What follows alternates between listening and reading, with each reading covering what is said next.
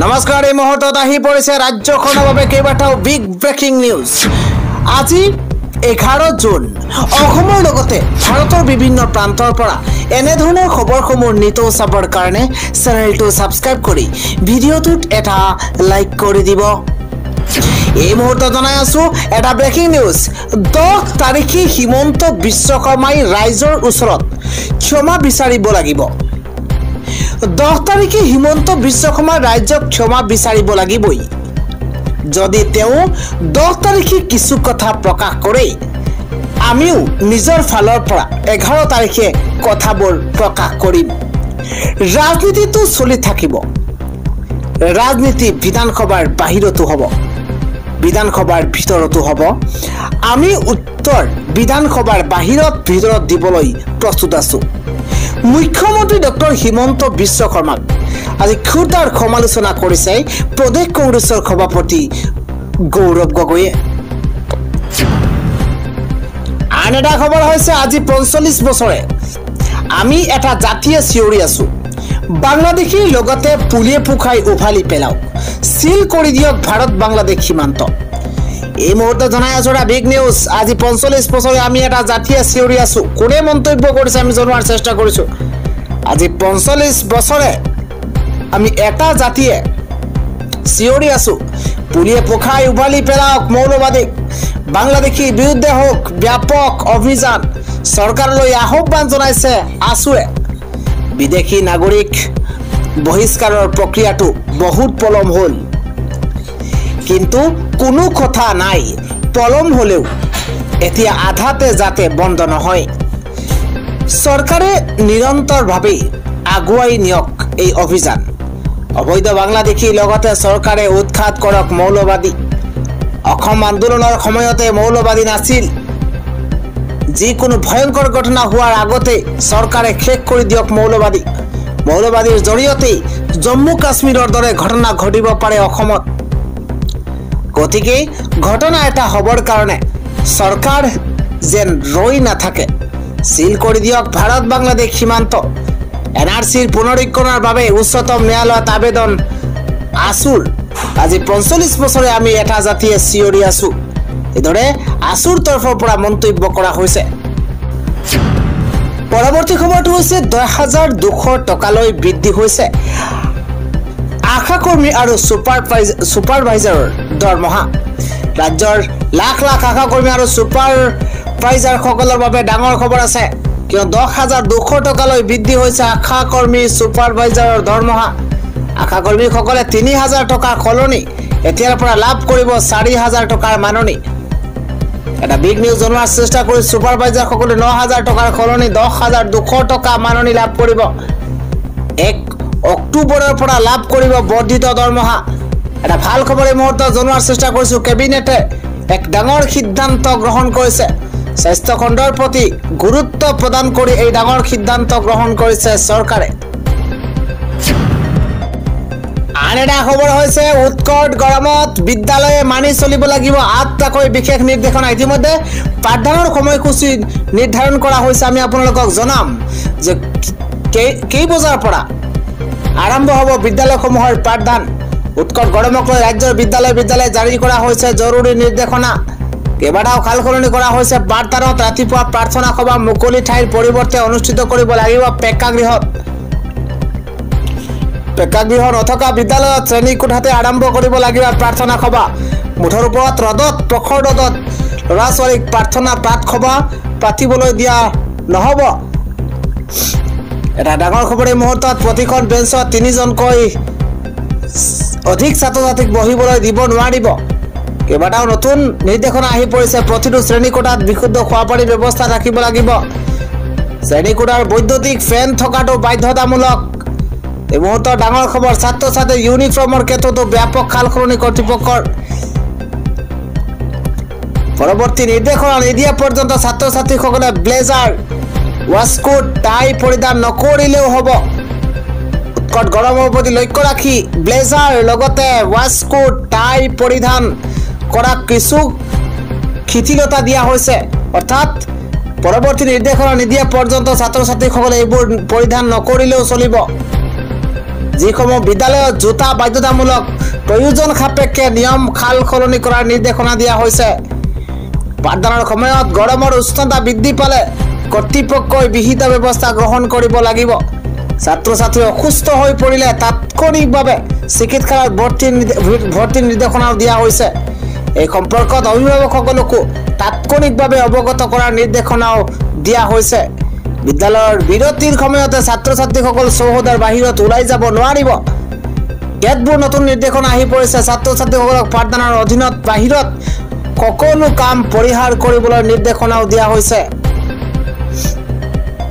সকলো চৰকাৰী প্ৰাদেশিকৃত চাহ বাগান পৰিচালিত ব্যক্তিগত খণ্ডৰ বিদ্যালয়লৈ এই নিৰ্দেশনা দিছে যোৰহাট শিক্ষা বিভাগে।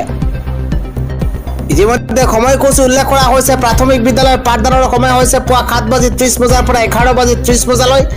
মধ্য ইংৰাজী বিদ্যালয়ৰ ক্ষেত্ৰত 7:30 বজাৰ পৰা যিহেতু পাঠদান আৰম্ভ হ'ব আৰু 12 বজালৈ চলি থাকিব। মাধ্যমিক আৰু উচ্চতৰ মাধ্যমিক কেন্দ্ৰৰ ক্ষেত্ৰত 7:30 বজাৰ পৰা পাঠদান আৰম্ভ হ'ব আৰু দুপৰীয়া 12:30 বজালৈ পাঠদান চলি থাকিব। অৰ্থাৎ 12:30 বজালৈ চলাব পাৰিব পাঠদান। পৰৱৰ্তী নিৰ্দেশনা নিদিয়া পৰ্যন্ত এইদৰে সময়সূচী ধাৰ্য কৰিছে শিক্ষা বিভাগে। পৰৱৰ্তী খবৰটো হৈছে 2026 নিৰ্বাচন জিকিবৰ বাবেই বিদেশী খেদাৰ এক নাটক ৰচনা কৰিছে এইখন চৰকাৰে। এই মুহূৰ্তত জনাই আছো বিগ নিউজ। মুছলমানক ৰাষ্ট্ৰহীন কৰাৰ ষড়যন্ত্ৰৰ বিৰুদ্ধে ABMCৰ তৰফৰ পৰা গৰ্জন। ABMCৰ তৰফৰ পৰা কোৱা হৈছে 2026 নিৰ্বাচন জিকিবৰ বাবে বিদেশী খেদাৰ নাটক কৰিছে চৰকাৰে। কেৱল সিমানেই নহয়, চৰকাৰৰ নিৰ্দেশনাত স্বদেশীক বিদেশী সজাই আছে বিদেশী ন্যায়াধিকৰণে। এই মন্তব্য কৰিছে ABMCয়ে। চৰকাৰৰ নিৰ্দেশত স্বদেশীক বিদেশী সজাই আছে বিদেশী ন্যায়াধিকৰণে।